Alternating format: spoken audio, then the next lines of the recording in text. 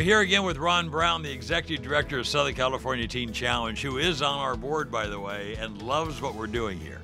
What do you see for this ministry? We're just getting started here. We're in the early days of it now. Yes. And I mean, I'm not looking for gratuitous remarks where you just go, oh, it's going to be this. But what you've come here so excited. Why are you excited about we're birthing here at Revival Outside the Walls?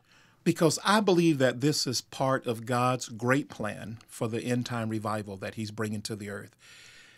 Not maybe necessarily we will see a revival in structures in society the way we want, but it's the individual people who are coming alive to their purpose, coming alive to their calling, coming alive to their being chosen by God to bear his name. That is the revival. And so the reason I'm so excited about Revival Outside the Walls is because it reaches to the ordinary person who's sitting in the pew, who has a reservoir of God's grace in their lives to give that they have not been given, and it releases them. They're that close. Yes. They're that close.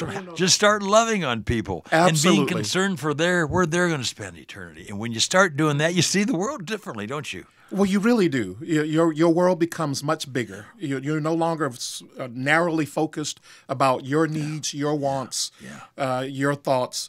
You begin to think about, what does God think? And it really brings you outside of a very narrow, focused life into a life that is really filled with the compassion of God and the mercy of God for all of the lost. Ron, you walk in the, if I dare say, some of, if not the worst areas of the world. Indeed. You see the depravity of man. You see what Satan has done to just wreak havoc. I mean, you've just seen these destroyed lives. I've been with you a lot. We've been in the sewers over in Romania and seen those poor people. Oh my goodness, but by the grace of God. Lives destroyed, yes. But you're not bothered by that in the respect it doesn't get you down. You see that as opportunity. Absolutely. Because when the seed of God's word goes in, when the gospel goes in, there is a miraculous manifestation of God's power that brings new life into those dead, dry bones. And people come alive and they begin to walk and think and live and breathe and they stand up. So I see a great army that the Lord is raising up from among the most broken of the world. You see the suffering, but everyone is a miracle waiting to happen. Absolutely. That's the point. Yes. That's the point. Yes.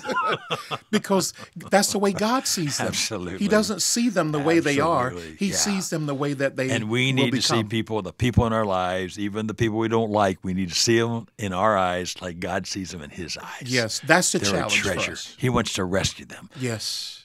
Again, it's not obligation. I got to get back this right quick.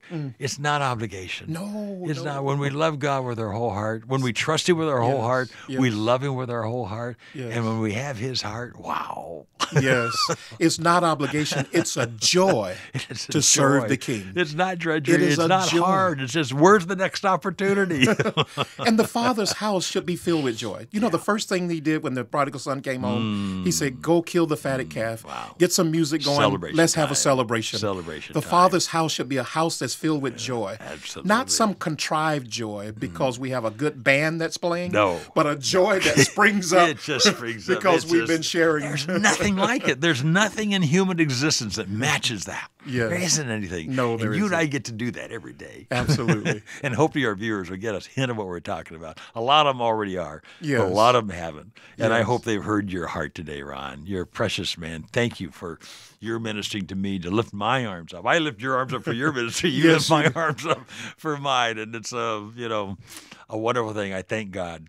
Well, thank you for all the years of support, Barry. The world is being changed because of the investment in broken lives. Yeah, it really is. Thank you, Ron. Ron Brown. Support Teen Challenge, okay? We ask you for nothing except support Teen Challenge. Thank you, Barry. Thank you, Ron, and we'll see you next time.